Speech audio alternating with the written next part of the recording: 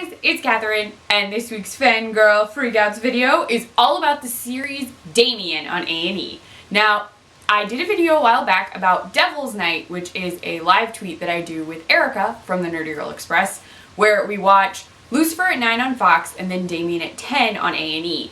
And we hashtag all of our tweets for the night, hashtag Devil's Night, and we have a ton of fun doing it. So I thought I would do a video about Damien specifically, because I know I've done some Lucifer videos in the past, and Damien is definitely a hell of a show. So the series is, I don't want to say loosely, it uses the Omen movie as a basis. So we're seeing Damien inspired by the movie, the original The Omen movie, at 30, which is in the series revealed to be the year that the Antichrist is supposed to come to power, because Jesus was 30 when he became a prophet, and so this is the time when Damien is supposed to become mad powerful and could take over the world and bring forth the apocalypse. So this is a big year for Damien. The season starts on his 30th birthday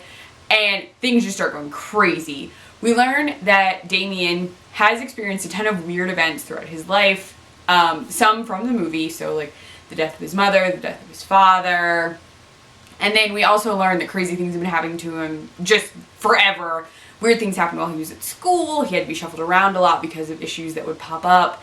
Just strange things always seem to happen to him, and he knows that it's happening, but he can never really put his finger on why something like that would happen to him, why he has really weird luck. So the focus of the show isn't just on Damien. I mean, we're watching Damien like dealing with the fact that crazy stuff is happening, but we're introduced to the character Anne Rutledge, played by Barbara Hershey, who is intense. Okay, so I thought watching Damien that the scariest character would be Damien, and I was like, oh, that'll be cool. Bradley James is great. I loved him in iZombie. I was really upset when he died. It was a spoiler. I'm sorry if you haven't watched iZombie. Don't kill me. Really, please, we're talking about Damien, so please, don't kill me. Anyway, I loved him in iZombie. I really wanted to see him in Damien. And so I was expecting, like, Damien is gonna be, like, super scary, super intense. And while Damien has his moments of being really creepy, he's more, like, confused. He doesn't really know what's going on. He's trying to, like, grasp the situation. But Anne Rutledge is a scared lady. She has a plan. She really wants to serve Damien, but her idea of serving Damien also sort of involves, like, guiding him a little bit. The two of them have amazing chemistry together in their scenes. Like, sometimes I can't... There was a huge discussion on Twitter. There is a scene that occurs pretty early in the season where Anne and Damien are alone together, and it looks like they're going to make out. Like, it just looks like they're gonna kiss, like it's gonna happen. And just the tension and the connection, and like, Anne wants Damien's power and like wants Damien to be the ruler, and she wants to serve Damien. So like, she has this like hero worship sort of thing going on, but she also wants to make sure that he like connects with her so that she's part of his group, like that she can share in his power. And she's just, Barbara Hershey is amazing at being terrifying. Like, she honestly frightens me every episode. I'm just like, what is Anne going to do? What is Anne doing? Is Anne going to do something? Is Anne behind this? If Anne is behind this, it's going to be terrifying.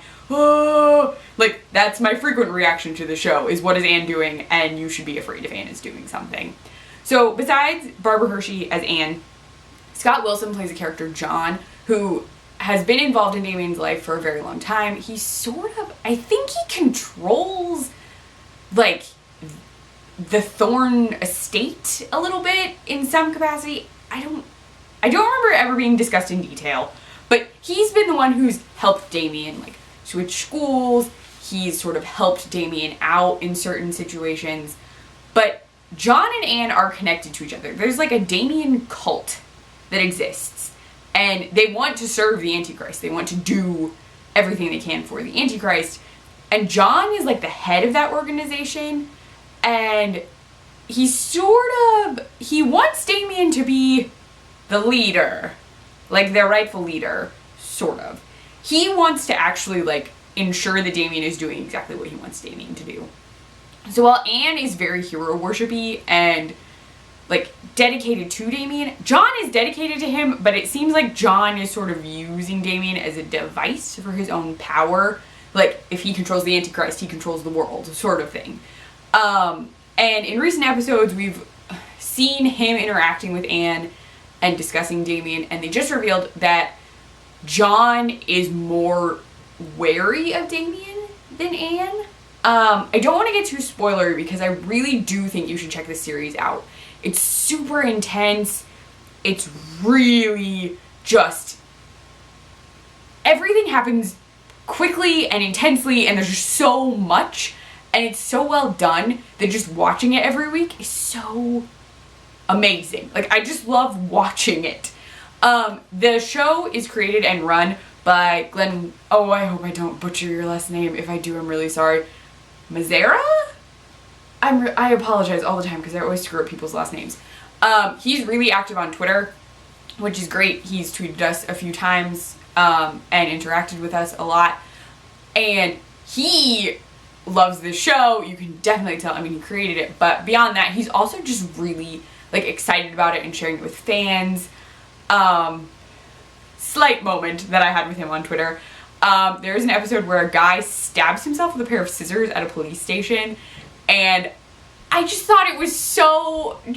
I have a very dark sense of humor, and I had tweeted that in a police station, the only person to save him was Damien, and I called him like Stabby McStabberson or something, because he didn't have a name. He was just an extra. Not an extra, but he was just there. And I got a tweet from, I'm just gonna say Glenn, I hope that's okay, that apparently that cracked everybody up because, I mean, Stabby McStabberson is just funny to me. So that was cool. Like, it was really awesome to have the show creator like tell you that something you said is funny. Just, it is. It made my day. Actually, it made like a lot of days. Just, anyway, it was amazing. The other cool thing is that one of the writers, Richard Haddam, I hope I said your last name right. If I didn't, I'm sorry.